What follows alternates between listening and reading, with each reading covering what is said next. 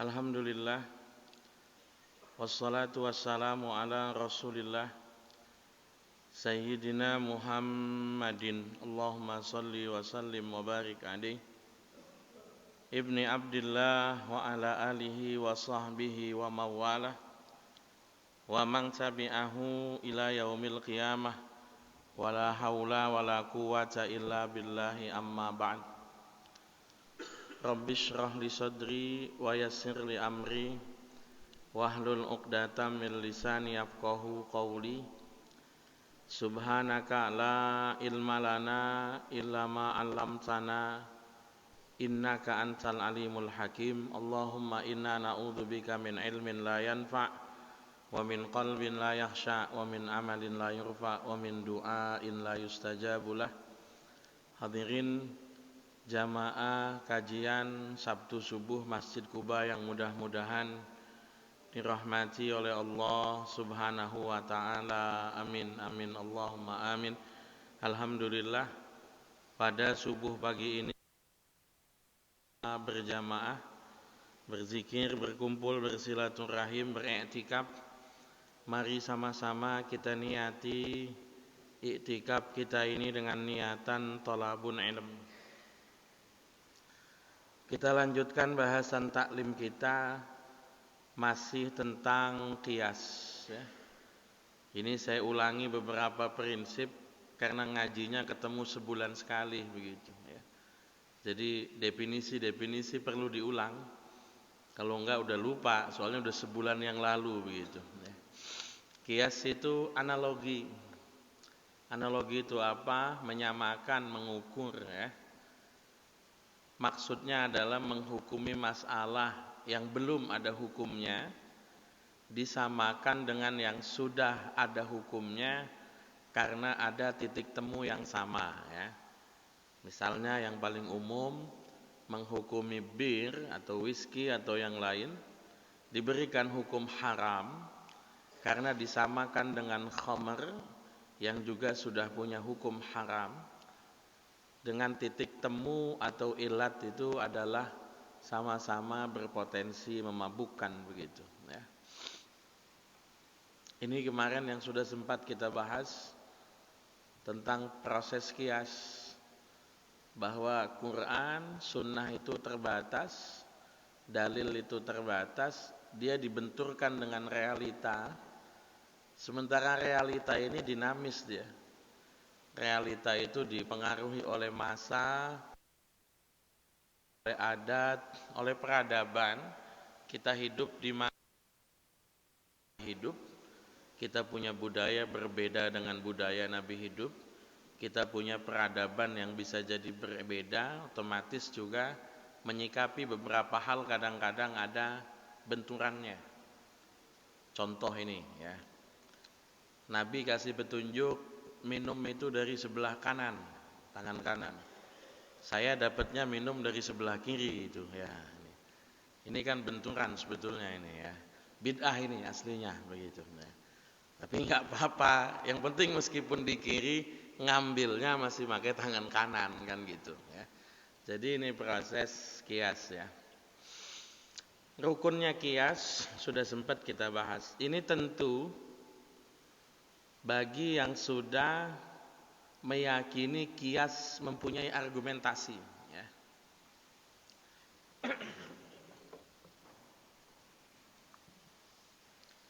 Di kalangan para fuqaha dan usuliyin itu tidak semuanya pakai qiyas, tidak.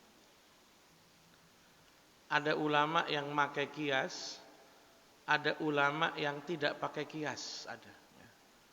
Imam Syafi'i itu punya murid itu menolak qiyas ya. Ada yang namanya munkirul qiyas. Orang-orang yang mengingkari argumentasi qiyas. Kata-kata qiyas itu sendiri memang tidak ditemukan dalam hadis ataupun Quran, redaksi qiyasnya. Tapi kalau contoh-contoh qiyas ada banyak sekali kita temukan dalam Al-Quran ataupun dalam sunnah. Jadi ada orang yang menolak qiyas, ada orang yang memakai qiyas. Yang menolak kias itu biasanya kita sebut sebagai kaum zahiri. Zahiri itu kaum literalis, ya, yang hanya berpaku pada teks apa adanya. Teksnya bilang begitu ya begitu. Kalau teks tidak ditemukan berarti tidak ada hukum. Nah, ini. Yang terkenal kalau madhab zahiri itu ada namanya Imam Daud Al-Zahiri, ada namanya Ibnu Hazm, ya. Itu literalis sekali, tidak menggunakan kias, bahkan mengingkari kias. Ada yang memakai kias, yang memakai kias itu nanti ada yang luas sekali, domainnya kias itu banyak sekali. Kias itu mencakup banyak hal. Ada yang membatasi, kias itu terbatas sekali. Contohnya Imam Ahmad bin Hanbal. Imam Ahmad bin Hanbal itu kalau ditanya hadis yang dhaif masih lebih baik daripada qiyas. Kenapa hadis yang dhaif masih lebih baik daripada qiyas? Karena bahasa Imam Ahmad, dhaif itu sedoib-doibnya masih punya potensi berasal dari Nabi. Sedoib-doibnya masih punya potensi berasal dari Nabi. Kalau kias itu berasal dari pikiran saya, ya. Nah, termasuk yang memakai kias secara proporsional, tengah-tengah, kebablasan yang enggak, batasi sekali juga tidak, itu Imam Syafi'i, ya. Imam Syafi'i itu banyak sekali memakai kias, tapi juga membatasinya hanya pada beberapa domain tertentu, tidak seluruh hal kemudian menggunakan kias, tidak, ya. Alasannya sederhana, karena logika berpikir manusia itu sama, ya. Manusia itu kalau dia pakai logika, alur berpikirnya sama. 5 kali 5 sama dengan 25. Itu mau di Taman Royal, mau di Banjarwijaya, mau di Ciledug, mau di Polris, mau di Cipondoh, ya 25. Kalau diterusin mau sampai Amerika, Afrika, ya tetap 25, sama. Logika berpikir itu alurnya sama, ya. Nah, rukun kias itu 4 macam. Ada yang namanya asal. Asal itu masalah yang sudah ada hukumnya, itu asal. Ada yang namanya far'. Far' itu masalah baru yang belum ada hukumnya. Masalah baru yang belum ada hukumnya. Lalu kemudian ada ilat. Ilat itu hal yang diasumsikan sama, ya, titik temunya begitu. Antara asal dan far'. Lalu nanti ada namanya hukum asal.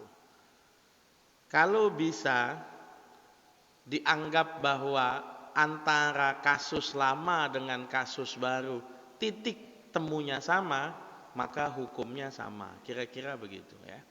Jadi operasionalnya kan begini. Ilat memabukkan ada pada khamar. Nah, menentukan ilat ini kasus yang paling susah, ya. Menentukan ilat. Ada bab namanya kalau dalam usul fikih itu namanya Masalikul illah itu adalah metode menentukan ilat pada kasus asal.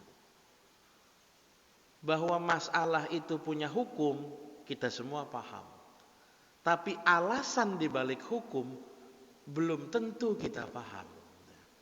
Kalau hukum, tapi alasan dibalik hukumnya itu yang belum tentu bisa kita pahami. Sebab begini, ada masalah-masalah itu yang disebutnya ta'abbudi.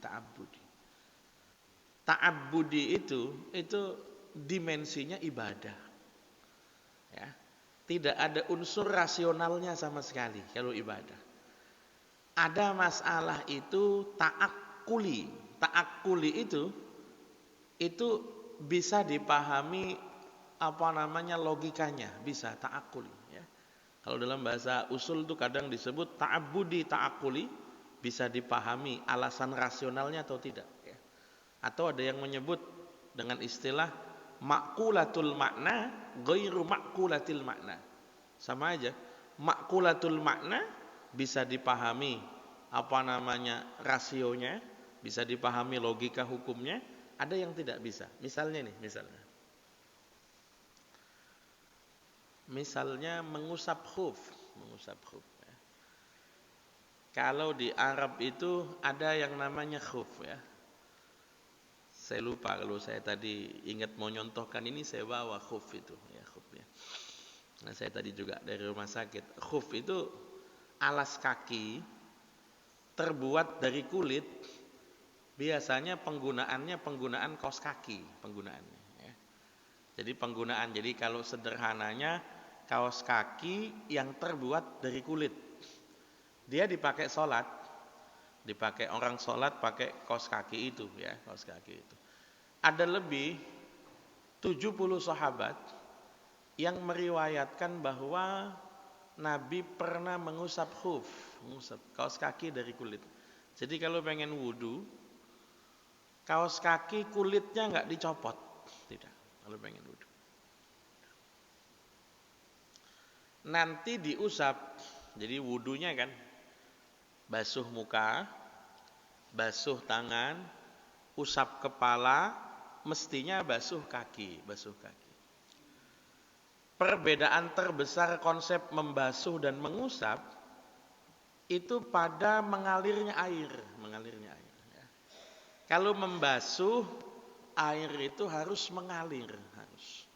Makanya kita tampung airnya, kita wadahi, kita pakai membasuh muka. Kita pakai membasuh tangan, itu kita alirkan airnya, Airnya mengalir, membasuh. Kalau mengusap itu tidak perlu dialirkan, asal basah. Makanya pernah Nabi mengusap kepala dari balik sorban, itu pernah.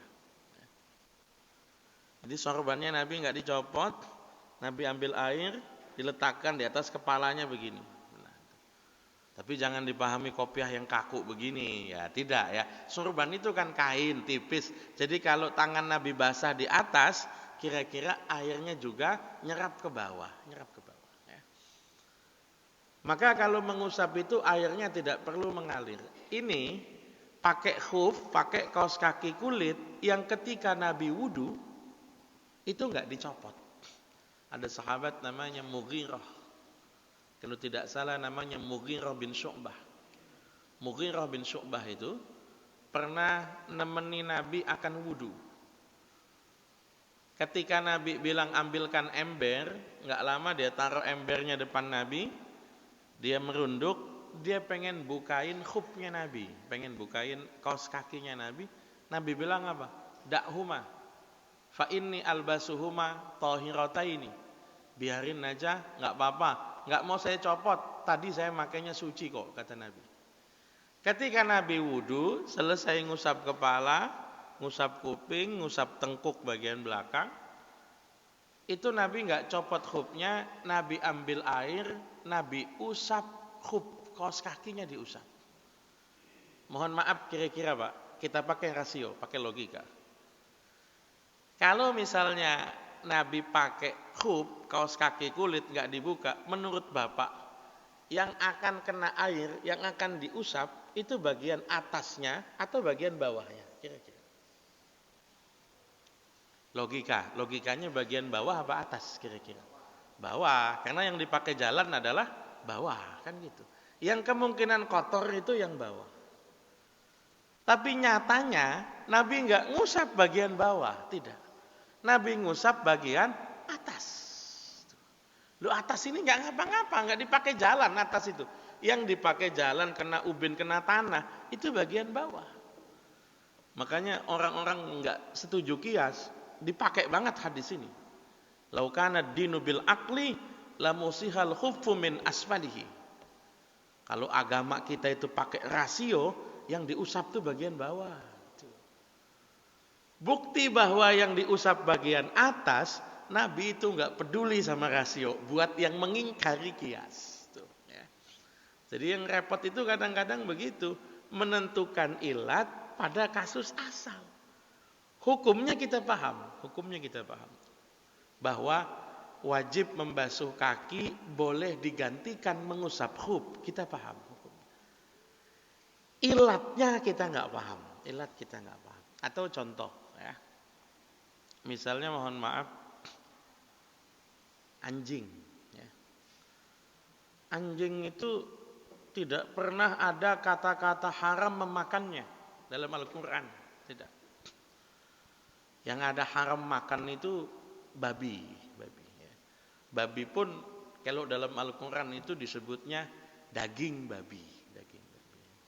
Hurrimat alaikumul maitatu waddamu walahmul khinzir wa ma uhilla li ghairillahi bih. Daging babi, ya. Anjing enggak disebut dalam Al-Quran, tidak, ya. Dalam Al-Quran bahkan hewan yang diburu oleh anjing yang terlatih statusnya halal. Sama seperti kita berburu menggunakan alat. Ada kijang lewat, saya panah, halal. Ya.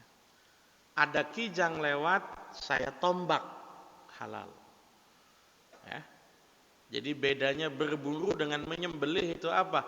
Kalau menyembelih, hewannya bisa dipegang. Nyembelih ayam, ayamnya kita pegang. Nyembelih kambing, kambingnya kita pegang. Nyembelih sapi, sapinya kita pegang. Kalau hewan yang tidak bisa dipegang, kita sebutnya berburu. Ya. Ada burung lewat banyak, tembak. Itu mungkin Bapak niatnya nembak yang kanan itu, tapi kenanya yang kiri, begitu kan? Tetap halal, nggak apa-apa. Burung ada banyak, saya nembak yang tengah misalnya itu ya. Kalau diasumsikan lampu, saya nembak yang tengah, tapi kenanya yang sebelah kanan. Kira-kira halal apa enggak? Ya halal, nggak apa-apa. Repot kalau nembaknya harus gitu. Kalau niatnya nembak kepala, kenanya perut, ya halal, tetap halal kan. Memang tidak dipegang kan, binatangnya nggak dipegang. Ya. Ada kijang, saya zaman Nabi panah, mati, halal. Ada kijang, saya tombak, mati, halal. Meskipun ada jeda nggak apa-apa. Yang penting kira-kira perburuan kita yang bikin mati. Kita panah, masih lari-lari, nggak lama kemudian mati. Ya kira-kira panah kita yang sebab kematiannya gitu. Atau kita punya anjing terlatih, Kita suruh anjing kita berburu. Itu ada kijang, ambil. Diterkam sama dia, mati, halal juga sama ya. Tapi dalam hadis Nabi, Nabi bilang, idza walaghal kalbu ina'a ahadikum. Kalau anjing itu menjilat wadah air kalian, kata Nabi. Falyaghsilhu sab'a marratin ihdahunna bit-turab. Maka basuh 7 kali, salah satunya dengan debu. Alasan membasuh, kalau Imam Syafi'i jelas. Alasan membasuhnya itu ya karena anjing itu najis. Kalau anjing itu enggak najis, maka enggak diperintahkan membasuh. Tapi kalau Imam Malik beda, Pak. Imam Malik beda. Nabi enggak nyebut najis kok, tidak. Nabi nyebutnya kalau menjilat. Berarti yang jadi masalah itu bukan najis, bukan. Yang jadi masalah itu air liur anjing, ini yang masalah tuh. Jadi mohon maaf, kalau ada anjing, moncong mulutnya kita lakban, direndam di air, itu menurut Imam Malik yang enggak najis. Kenapa enggak najis? Karena tidak dijilat, kan begitu, tidak dijilat. Jadi kalau alasan Imam Malik itu bukan soal najisnya, bukan soal air liur. Kalau Imam Syafi'i ya soal badannya yang najis lah tuh. Ini kan cara pandang, perspektif ya, cara pandang. Soalnya memang Nabi tidak nyebut kenapa dibasuh, hukumnya dibasuh jelas. Tapi kenapa dibasuh belum jelas. Ini kalau dilanjutin juga bisa panjang tuh. Ya. Misalnya basuhnya kan air dengan tanah di masa Nabi. Kira-kira bisa nggak diganti air dengan sabun? Dengan alasan di masa Nabi memang belum ada sabun, belum ada. Zaman Nabi itu belum ada sabun. Maka di masa Nabi kalau ada jenazah saja dimandikannya dikasih kapur barus, dikasih daun bidara, dikasih apa begitu kan? Belum ada sabun. Zaman Nabi nggak ada sabun. Sekarang ada sabun, capek-capek pakai tanah. Udah nggak usah pakai tanah, pakai sabun aja. Alasannya kias, masuk apa tidak? Beda pendapat lagi ulama itu. Jadi orang kena fikih jangan anti dengan beda pendapat, jangan. Kalau syariat nggak boleh ada beda pendapat, nggak boleh. Kira-kira Ustaz, ada nggak yang bilang sholat subuh tidak wajib? Ya nggak ada, syariat itu. Sholat subuh pasti wajib, syariat. Tapi kalau fikih, Ustaz, kira-kira kunut bagaimana? Itu fikih itu, fikih. Sholat subuh 2 rakaat, syariat. Waktunya sholat subuh, syariat. Menghadap kiblat, syariat. Menutup aurat, syariat. Tapi teknis sunnah dalam sholat subuh, itu fikih. Ada ulama yang ambil hadis ini, ada yang nggak ngambil. Tapi relatif semua sepakat. Yang sunnah-sunnah itu kalau ketemu yang wajib, sunnahnya lewat. Gitu saja, semua sepakat ya. Jadi yang repot dari operasional kias itu sebetulnya yang pertama, menentukan ilat pada kasus asal.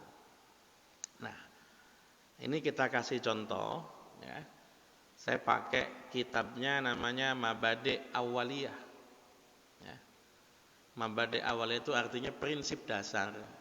Memang kita belajarnya untuk pemula begitu. Klasifikasi kias itu dibagi menjadi 3 bagian.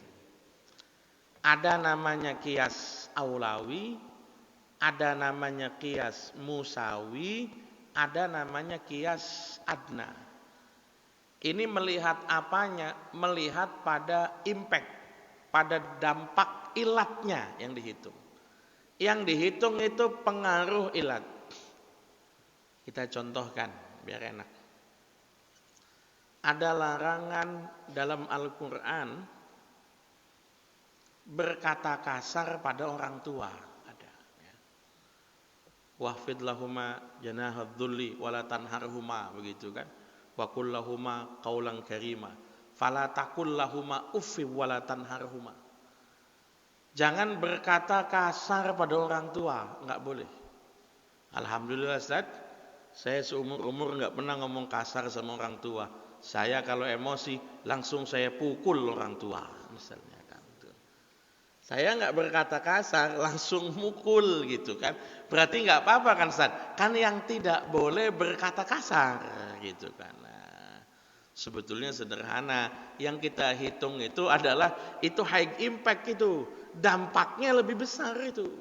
Kira-kira mohon maaf, berkata kasar sama mukul itu lebih parah mana? Ya lebih parah mukul, lebih parah mukul. Maka ilat pada furu lebih kuat dibandingkan dalam asal. Ilat pada kasus yang baru lebih berpengaruh dibandingkan di kasus lama. Contoh misalnya, ada larangan dalam Al-Quran mendekati zina. Wala taqrabuz zina innahu kana fahisyatan wa maqtaw wa sa'a sabila kan. Jangan kalian dekati zina. Alhamdulillah Ustaz, kalau saya enggak main deket-deketan, langsung aja zina Ustaz, langsung tuh. Ya. Ini kita makainya gampang. Yang kita pakai itu cuman satu kata. Apalagi, itu saja cukup sudah ya. Berkata kasar saja tidak boleh, apalagi memukul, gitu saja. Cukup apalagi yang kita pakai ya. Mendekati zina saja tidak boleh, apalagi berzinanya langsung, kan begitu ya. Itu namanya kias aulawi. Ilat pada furu lebih kuat dibandingkan ilat dalam asal ya. Jadi ilat pada kasus yang baru lebih kuat lebih berpengaruh dibandingkan ilat pada kasus yang lama. Bismillah.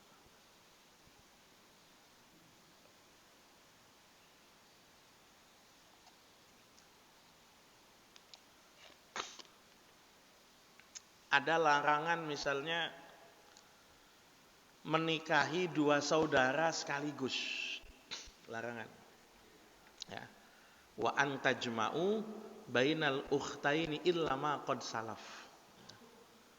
Kalau bapak senang sama kakaknya, enggak boleh kakak sama adik sekaligus. Enggak boleh. Kalau suka kakaknya, jangan lirik adiknya. Kalau suka adiknya, jangan lirik kakaknya. Jangan pengen dua-duanya sekaligus. Datang melamar. Saya mau melamar anak bapak. Yang mana? Dua-duanya pak, biar gak repot begitu kan. Gak ada. Bahwa dulu pernah ada. Syariat lampau. Syariat sebelum Nabi Muhammad SAW itu pernah mengizinkan menikahi adik kakak sekaligus. Pernah. Itu yang dilakukan oleh, kalau tidak salah, Nabiullah Yakub alaihissalam. Termasuk yang dilakukan oleh Nabiullah Musa alaihissalam. Nabi Musa itu ketika sampai Madian kan doa, Rabbi inni lima anzalta ilayya min khairin faqir. Ya Allah, aku sangat butuh pada rahmatmu. Aku sangat butuh pada anugerahmu. Doa begitu, niatnya cuman pengen dapat tumpangan, dapat makan. Niatnya itu. Ternyata dapatnya rumah tangga dapatnya. Jadi Nabi Musa itu niatnya capek, kabur, jadi buronnya Fir'aun dari Mesir sampai ke Madian. Madian itu masuknya Asia kalau Madian ya. Madian itu kalau sekarang masuknya Saudi. Ya. Dari Mesir sampai ke Saudi, capek. Maka pengen nyari tempat tinggal, nyari tumpangan, nyari makan, nyari kos-kosan lah begitu ibarat kata ya. Tapi enggak punya duit. Maka doa, Rabbi inni lima anzalta ilai min khairin faqir. Ditanggap oleh Nabi Syu'aib, tawarannya bukan tempat tinggal, bukan. Tawarannya kawin. Ya. Nabi Syu'aib itu dapat tugas dari Allah, mendidik Nabi Musa alaihissalam. Sebab Nabi Musa itu dari kecil kan sedikit banyak dapat didikannya Fir'aun. Sedikit banyak. Iya, Nabi Musa kan tinggal di istananya Fir'aun. Sedikit banyak pengaruh psikologis Fir'aun itu masuk sedikit banyak gitu. Makanya gaya Nabi Musa pertama-tama itu kan gagah. Nabi Musa itu kan gayanya itu penyelesaian pertama fisik, demennya fisik awalnya itu. Nabi Musa itu kan dikejar Fir'aun itu karena Nabi Musa itu mukuli orang Koptik, orang Kibti. Dipukul orang Mesir aslinya, sekali pukul mati, kan begitu. Kemudian Nabi Musa dikejar. Lah Nabi Syu'aib dapat tugas mendidik Nabi Musa, tugasnya begitu. Lah Nabi Musa nih dididik kalau nggak tinggal di rumah nggak bisa. Maka caranya supaya mau tinggal di rumah dikawinin. Maka kata Nabi Syu'aib itu ketemu Nabi Musa pertama, inni uridu an unkihaka ihdabnatai hataini ala an ta'jurani thamani hijaj. Mau enggak kamu saya kawinin dengan anak saya, syaratnya mau ngangon kambing 8 tahun. Yang disebut ngangon kambing, tapi maksudnya mendidik pribadi Nabi Musa. Nabi Musa itu ketika diomongin 8 tahun ngangon kambing, nikah, itu ngelirik 2 putrinya Nabi Syu'aib. Kata Nabi Syu'aib, Nabi Musa itu tanya, ini kan ada 2, yang ditawarin sama saya yang mana? Gitu kan, itu ada 2. Kan gak jelas kan, kamu kalau mau kawin sama salah satu putri saya, syaratnya ngangon kambing 8 tahun, kan gitu. Cuma perempuannya ada 2. Kalau perempuannya ada 2, itu harus jelas yang ditawarin yang mana. Mohon maaf, akad nikah itu kalau nggak nyebut nama, nggak nyebut kata tunjuk, itu bisa nggak sah. Saya nikahkan dan kawinkan kamu dengan putriku, dengan mas kawin, itu nggak sah. Lah putrinya ada 5, masa kawin semuanya, gitu kan? Kecuali dia ngomong dengan putriku yang ini, misalnya boleh. Dengan putriku yang bernama, misalnya kan begitu ya. Kalau nggak nyebut nama dan putrinya ada banyak, itu maka Nabi Musa itu logis nanya. Ini ada 2 nih, yang mana yang ditawarin? Nabi Syuaib nggak pikir panjang, kalau mau dua-duanya ngangonnya 10 tahun. Nabi Musa nggak pikir lama, dua-duanya aja deh, ngangon kambing 10 tahun, dua-duanya. Jadi di syariat terdahulu nikah adik kakak sekaligus boleh. Di masa Nabi nggak boleh, nggak boleh. Lah Utsman bin Affan tuh kan nikah dengan 2 putri Nabi sampai disebut Zinnurain. Iya, kalau itunya iya. Tapi nikahnya kan turun ranjang. Nikah dengan Ruqayyah meninggal, baru nikah sama adiknya Ummu Kulthum kan gitu ya. Orang tidak boleh nikah adik kakak sekaligus. Saya enggak, selalu saya enggak adik kakak. Saya nikahnya bibi sama ponakan sekaligus. Kebetulan saya pacaran sama pacar saya, lah kok pas mau ngelamar bibinya cantik juga sekalian. Saya kawin bibi dan keponakan. Dalam Quran itu kan yang tidak boleh itu 2 bersaudara. Kalau bibi sama ponakan kan enggak disebut itu. Tapi itu namanya qiyas musawi. Ilat pada furu setara dengan ilat pada asal. Contoh, ada larangan memakan harta anak yatim. Enggak boleh. Illa billati hiya ahsan ya, kecuali dengan cara yang terbaik. Wala ta'kulu amwalal yatama dzulman, enggak boleh. Tidak boleh memakan harta anak yatim secara zalim, enggak boleh. Kalau saya enggak pernah makan harta anak yatim. Lah terus saya bakar aja udah hartanya. Itu kira-kira apa haram? Ya haram juga. Lah kan enggak dimakan. Sama-sama merusak, sama-sama menyebabkan anak yatim kehilangan akses pada harta, sama ya. Ada namanya qiyas adna nih, qiyas adna. Ini yang ulama nanti beda pendapat. Qiyas adna itu ilat pada furu lebih lemah dibandingkan ilat dalam asal. Ini agak repot contohnya. Ada namanya riba fadl. Riba fadl itu riba yang terjadi dalam pertukaran atau jual beli. Nabi bilang itu al-burru bil burri wasyairu bisyairi, kata Nabi mislan bimislin yadan biyadin mutamasilan nakdan. Kalau nuker gandum dengan gandum, kata Nabi harus ukuran yang sama dan kontan sama. Ulama nanti beda pendapat. Beda pendapatnya, alasan melarang tuker gandum berlebih itu sebabnya apa? Apakah karena gandum itu bisa dimakan, bahan makanan? Apakah karena gandum itu bisa ditakar? Kan begitu. Ya. Kalau dalam mazhab Syafi'i, alasannya karena makanan. Alasannya karena makanan. Apapun kalau makanan, tukar menukar sejenis, kalau beratnya lebih, takarannya lebih, riba.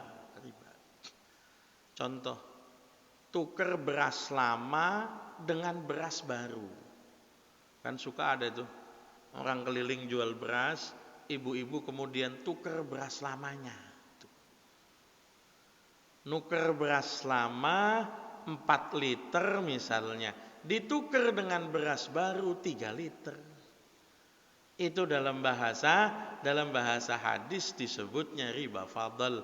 Sama saja hutang beras 3 liter bayarnya 4 liter, sama kayak begitu. Loh Ustaz, tapi kan sering dilakukan sama ibu-ibu. Sering dilakukan itu tidak kemudian kita katakan halal, ya tidak. Ada caranya enggak supaya jadi halal? Ada.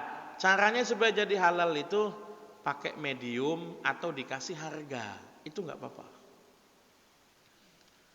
Bang, ini saya punya beras lama bang, pengen tuker beras baru. Oh nggak apa-apa. Beras lama itu harganya dihargai seliternya misalnya 12.500 misalnya. Beras barunya 12.500, beras lamanya 10.000. Ini beras lama ibu ya, 5 liter ya. Oke, berarti 50.000. Ya, ini uangnya bu. Saya ambil lagi ya uangnya. Ini beras baru harganya 12.500, jadi dapatnya 4 liter. Itu nggak apa-apa. Ada medium atau ada penukarnya, nggak apa-apa. Tapi kalau langsung dalam mazhab Syafi'i itu namanya riba fadl. Sini mana beras lama 5 liter, saya tukar beras baru 4 liter. Itu sama saja. Utang beras 4 liter, bayarnya 5 liter. Sama begitu. Nah riba fadl yang ada pada apel itu ilatnya lebih lemah. Ini tidak berlaku umum ya.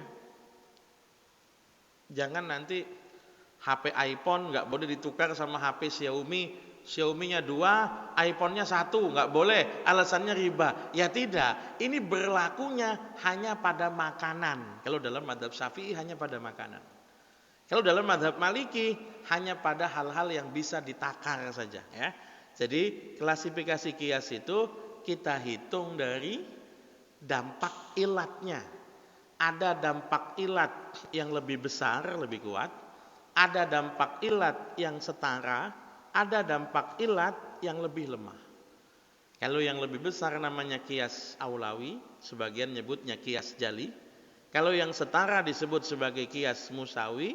Kalau yang ilatnya lebih lemah, ulama beda pendapat bisa dipakai atau tidak, itu disebutnya sebagai kias adna. Kias adna ya. Ini masih ada 3 ragam kias lagi. Saya pikir agak panjang juga penjelasannya ya. Jadi saya cukupkan dulu sampai sini. Kalau kira-kira ada yang ingin ditanyakan silakan.